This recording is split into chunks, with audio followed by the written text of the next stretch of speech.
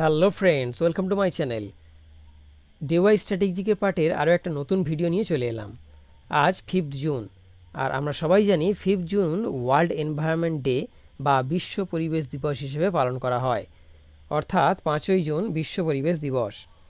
আর 2024-এর যদি আমরা বিশ্ব পরিবেশ দিবসের থিমটা দেখে নিই, দেখব যে land restoration, ডেজার্টিফিকেশন and dot resilience, বা যেটার বাংলা করলে হচ্ছে ভূমি পুনরুদ্ধার, মরুকরণ এবং খরা স্থিতিস্থাপকতা।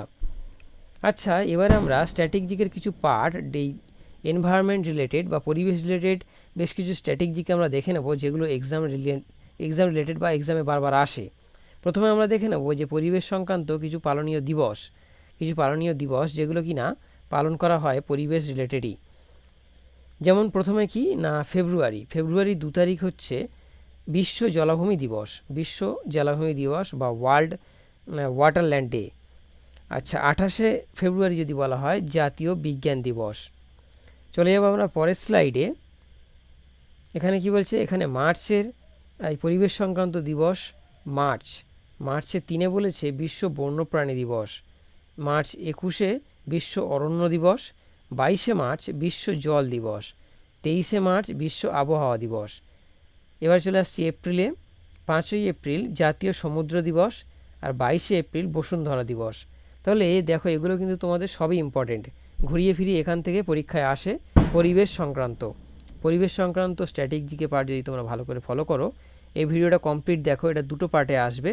তো আশা করছি পরিবেশ থেকে যে কটা কোশ্চেন পরীক্ষায় আসবে সবই তোমরা কমন পেয়ে যাবে। দুটো পার্টে ভিডিওটা সম্ভবত আসবে। তো মার্চ আর এপ্রিলও দেখে নিলাম। এবার চলে যাবো আমরা পরের স্লাইডে। এখানে আমরা দেখতে পাচ্ছি মে 22-এ রয়েছে বিশ্ব জীববৈচিত্র্য দিবস। জুনে রয়েছে জুনের 5 বিশ্ব পরিবেশ দিবস, অর্থাৎ আজকের দিনটি ওয়ার্ল্ড এনভায়রনমেন্ট ডে। জুন 8-এর দেখতে পাচ্ছি আমরা বিশ্ব মহাসাগর দিবস বা ওয়ার্ল্ড ওশানস ডে। এবার চলে আসছি আগস্টের 10-এ আছে বিশ্ব জৈব জ্বালানি বা বায়োফুয়েল ডে। সেপ্টেম্বর 16-তে আন্তর্জাতিক ওজন দিবস বা ইন্টারন্যাশনাল ওজন ডে। এটা কিন্তু ভেরি ভেরি ইম্পর্টেন্ট, সবগুলোই ইম্পর্টেন্ট, বাট এটা ভেরি ভেরি ইম্পর্টেন্ট। প্রত্যেক পরীক্ষায় বা প্রায় পরীক্ষায় আসছে পরিবেশ সংক্রান্ত কোশ্চেনের মধ্যে। চলে যাচ্ছি আমরা পরের স্লাইডে। ডিসেম্বর 5-এ বলেছে বিশ্ব মৃত্তিকা দিবস বা ওয়ার্ল্ড সয়েল ডে। 11ই ডিসেম্বর বলেছে ইন্টারন্যাশনাল মনুমেন্ট ডে বা বিশ্ব আন্তর্জাতিক পর্বত দিবস। আর 14ই ডিসেম্বর বলেছে ন্যাশনাল এনার্জি কনজারভেশন ডে। তো এই ছিল পরিবেশ সংক্রান্ত বিভিন্ন দিন যেগুলো রয়েছে, পালনীয় দিবস। পরবর্তী স্লাইডে চলে যাচ্ছি। এবারে দেখে নিচ্ছি পরিবেশ সংক্রান্ত আইন। ভারতের বা পশ্চিমবঙ্গের যদি আমরা বলি, যে বিভিন্ন পরিবেশ সংক্রান্ত যে আইনগুলো বিভিন্ন সময় পাস হয়েছে সেইগুলো আমরা দেখে নেব। প্রথমেই রয়েছে 1959 সালে পশ্চিমবঙ্গের বন্যপ্রাণী সংরক্ষণ আইন। পিএসসি থেকে কোশ্চেন যদি পরিবেশের উপর থেকে আসে, তো এই কোশ্চেন ধরে নাও যে যদি দিয়ে দিতেই পারে, এটা খুবই ইম্পর্টেন্ট।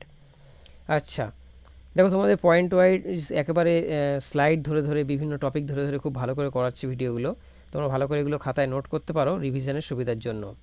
1971-এ চলে আসি ভারতীয় জলাভূমি সংরক্ষণ আইন বা ভারতীয় জলাভূমি সংরক্ষণ আইন 1971।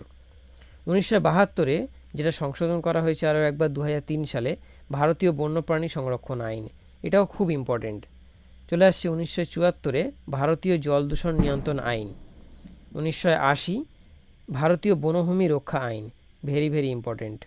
1981-তে দুটো আছে, ভারতীয় বায়ু দূষণ নিয়ন্ত্রণ আইন, আর রয়েছে দুর্যোগ ও বর্জ্য নিয়ন্ত্রণ এবং ব্যবস্থাপনা আইন। তাহলে ভারতের পরিবেশের যে আইনগুলো রয়েছিল, পরিবেশ সংক্রান্ত বিভিন্ন যে ইম্পর্টেন্ট আইন, সেগুলো আমরা দেখে নিলাম। প্রথমে দেখে নিলাম পরিবেশ সংক্রান্ত বিভিন্ন দিবস, তারপর দেখছি আইন। চলে যাব পরবর্তী স্লাইডে। এখানেও আরও কিছু আইন থেকে গেছে, যেটা 1982 সালে পশ্চিমবঙ্গের অরণ্য আইন। আচ্ছা, 1986-তে গঙ্গা পরিকল্পনা।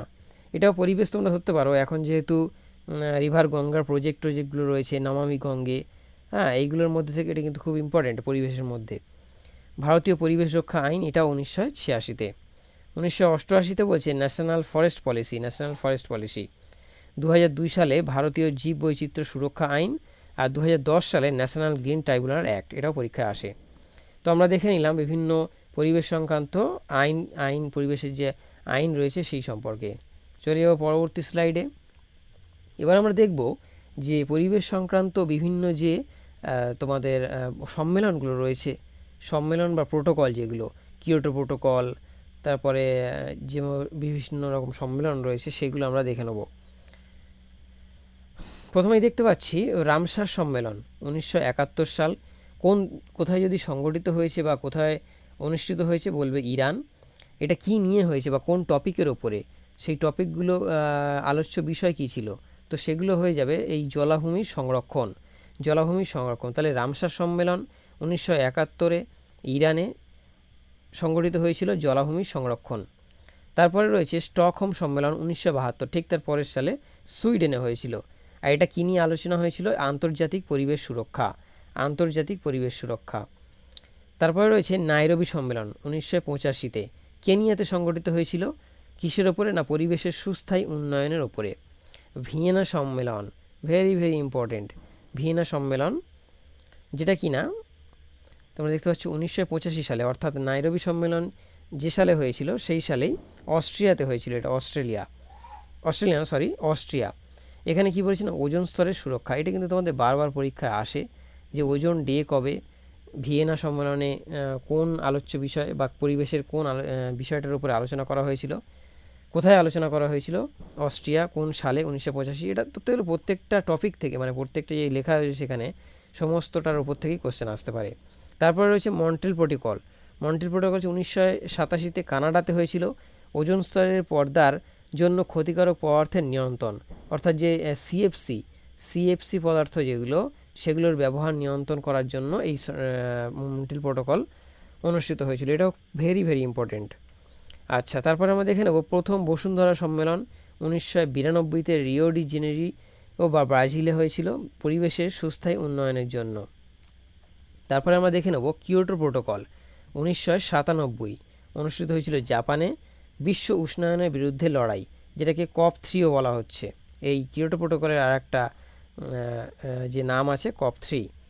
আচ্ছা, নাগোয়া প্রোটোকল এবারে আমরা দেখে নেব 2010 সালে জাপানে অনুষ্ঠিত হয়েছিল, বন্য প্রাণীর সংরক্ষণের উপরে এটা আলোচনা করা হয়েছিল। তাহলে দেখে নিলে পরিবেশ সম্মেলন ও প্রোটোকল এক নজরে: রামসার সম্মেলন ইরান, স্টকহোম সম্মেলন সুইডেন, নাইরোবি সম্মেলন কেনিয়া, ভিয়েনা সম্মেলন অস্ট্রিয়া, যেটা ওজোন স্তরের উপরে আলোচনা করা হয়েছে, আর তার পরবর্তী মন্ট্রিল প্রোটোকল কানাডাতে, এটা ওজোন স্তর সম্পর্কে আলোচনা করা হয়েছে। খুব ইম্পর্টেন্ট এগুলো। তারপরে রয়েছে কিয়োটো প্রোটোকল, নাগোয়া প্রোটোকল। আচ্ছা, এবার আমরা চলে যাবো পরের স্লাইডে। আচ্ছা, তো ফ্রেন্ডস, আজকের এই পর্যন্তই ছিল। তো আমরা নিয়ে আসবো এটার পার্ট টু। তোমরা সাথে থেকো, চ্যানেলটাকে সাবস্ক্রাইব করে নিও আর বেল আইকনটি প্রেস করে দিও। তাহলে এই যে পরিবেশের উপর থেকে আমরা যে স্ট্যাটিক যে পার্টগুলো কন্টিনিউ করছি, এটার কন্টিনিউ পার্ট 2তে যাবে, তোমরা অবশ্যই দেখতে পাবে সেটা। এবং এই রকম গুরুত্বপূর্ণ বা ইম্পর্টেন্ট জিনিসগুলো সেই ভিডিওতে থাকবে।